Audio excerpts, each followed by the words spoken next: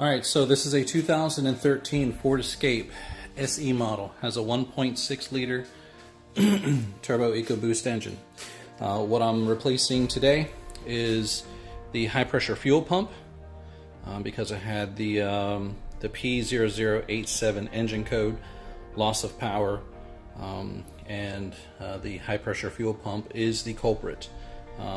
Because I couldn't find any information on YouTube really specifying what it was, I took it to the Ford dealership. They did a pinpoint test and they told me that's what needed to be replaced. Now, I also could not find any YouTube videos online on how to replace this thing for this specific car. So what I'm going to do is go ahead and show you how it's done. Now, the high pressure fuel pump is back here. It's on the back side of the engine. So what we need to do is we need to remove everything up top, and it's going to be back here. In order to get to it though, this whole top cover piece needs to be removed. And so I have to remove the windshield wipers on both windshield wipers in order to get this cover up. To remove the windshield wipers, you just remove the caps that are covering the bolts, unscrew the nuts. Alright, so I have the windshield wipers off. Those bolts are 15 millimeter, and then the next is you're going to have an 8 millimeter nut on each side of this cover here somewhere. Okay, so once you remove the two 8 millimeter nuts or bolts from the side, you're going to have several clips up under here. There are 1, 2, 3, 4, 5, 6. There's about 7 or 8 clips here that need to be taken off. Once you remove those, this top piece removes, giving you access to the lower piece. Lower piece then also has another couple of 8 millimeter bolts. One here, one on the other opposite side. Okay, and then once you remove those two 8 millimeter bolts, the last thing before you can completely remove this cover is you have to remove the brake fluid reservoir, and that takes two 2.5 millimeter driver bit. Okay, so once you got the brake reservoir released, all you got to do is pull forward and up and out. And now you can work on the top of the engine. So first things we're going to need to do, the high pressure fuel pump is back here underneath this intake. So we're going to need to basically remove all of this. Yes, fun. Okay, so if you want to get this thing out of the way, your brake reservoir, just you can remove this clamp. It's got two, just press in the two releasing things there, thumb screws, and then just you can move this up out of the way somewhere where it won't leak. And then all of this air cleaner stuff needs to be removed. Again, those are all 8 millimeter. Once you remove the top cover for the air intake filter and remove the filter itself, you only have to loosen the hose clamps down at the bottom of the intake pipe where it connects to the air fuel meter, and then loosen the top of the pipe, and then that way you can go ahead and remove the pipe and kind of get it out of the way. You also have one hose that's connected to the pipe there with the green tabs. Go ahead and remove that as well, and then that pipe will then remove. You'll also have a clamp in the back of that pipe where it clamps onto a hose.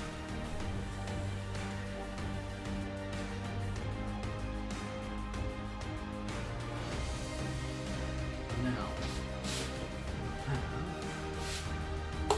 this plastic cover right here needs to come off.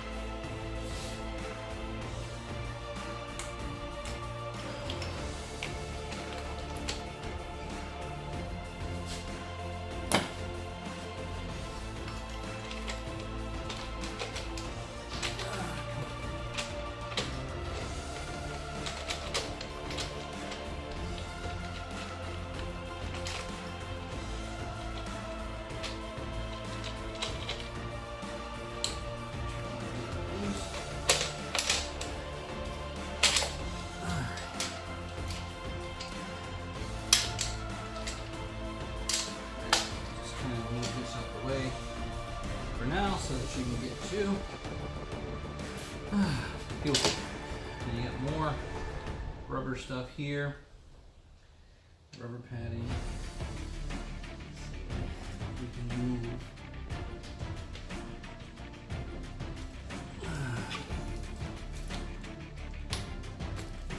Wiring harnesses for fuel injectors.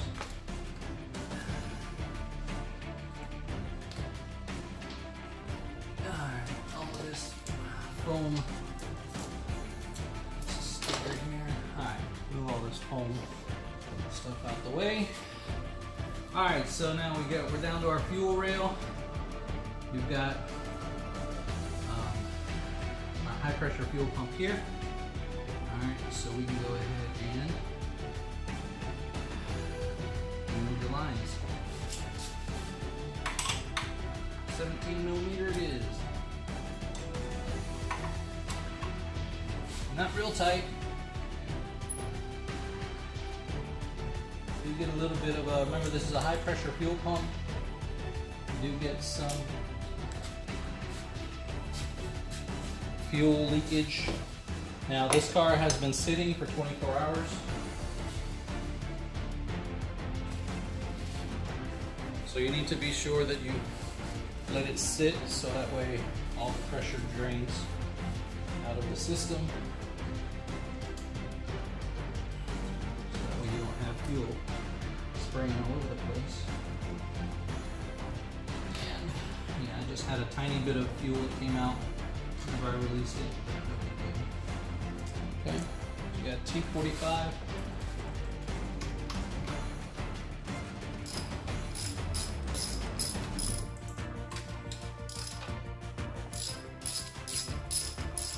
When I torque these things back down, we're going to torque them back to manufacturer specifications.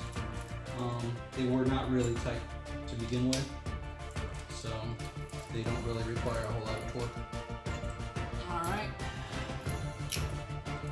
So we got those out.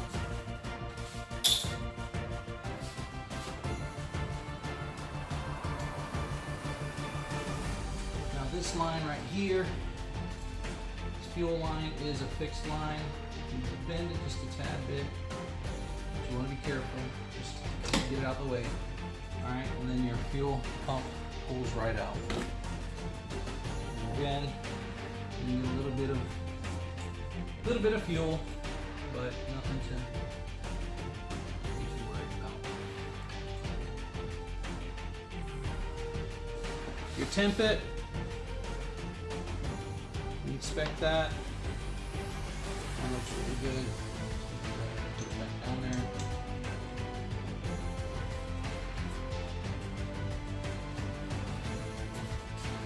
Alright, and that's it. So your fuel pump is out. And look at fuel.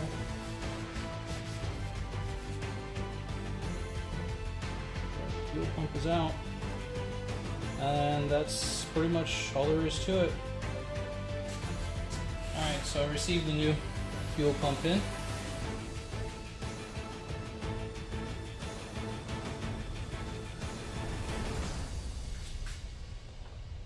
Here's the old one, here's the new one.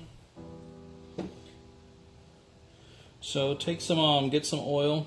I had a little bit of a synthetic GTX oil here, Castrol. Just take some oil, you want to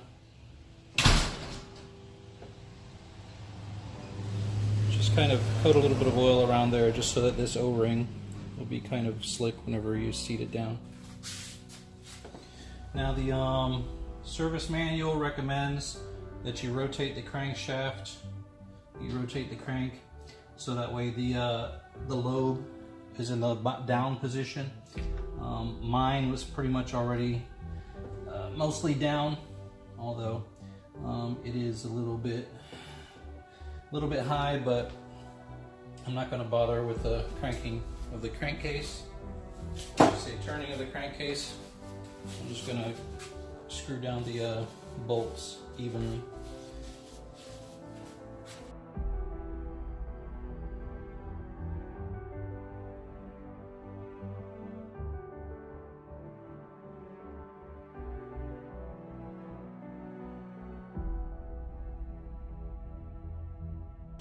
I'll go ahead and get my torque wrench. We'll torque that down. Now, one thing I did want you to notice too, this pipe here was a little bit tight. Kind of, needs to, so it's best to loosen this end so that way you can have plenty of freedom here to go ahead and get it in place.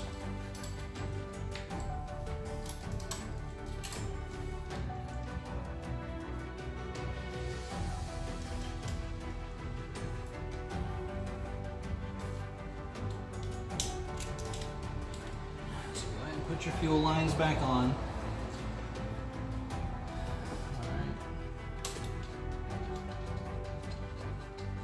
We're going to go ahead and tighten all this down. 17mm. And these things do not need to be, just need to snug them down. They don't need to be super tight. I'm going to go ahead and get my torque wrench and I'll torque down those two fuel pump bolts.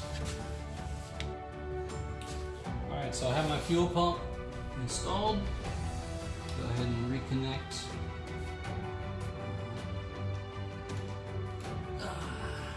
wiring harness. Alright, so got that torqued down. Just make sure got everything torqued down. And then take your foam insulation. Ouch, that was my head. Try not to hit your head.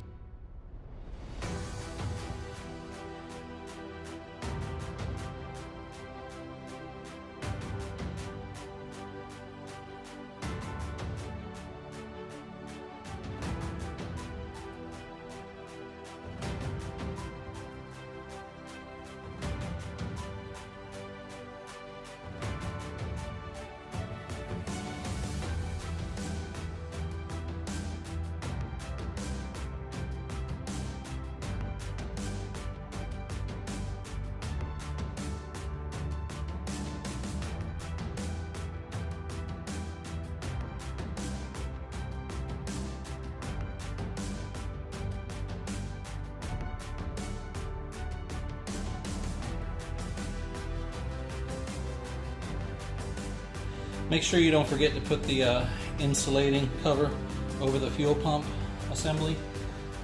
Forgot to do that and I had to pull the pipe back off again. So just make sure you want to protect that. And if you took it off, you can put it back on again.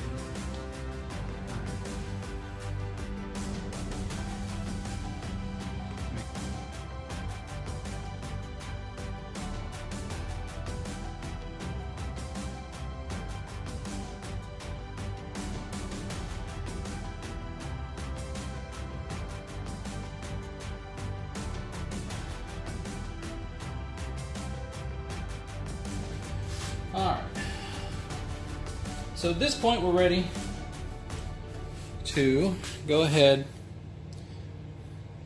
and put the rest on. However, my recommendation is you go take the car for a drive, test it out, make sure that it's working. Now, I can tell you a really quick way of testing. My car, after it's been sitting for a while, because there was no fuel pressure, it would take forever to start. So if, in theory, if the fuel pump has repaired or fixed that problem, the car should crank right up without any issues. So what I'm going to do is I'm going to go ahead and plug in my brake reservoir, just so that I don't have brake fluid anymore. And I'm going to take it for a test drive after, well, first things first, I'm going to go ahead and we'll see how it cranks up. And we'll see if it cranks right up for me.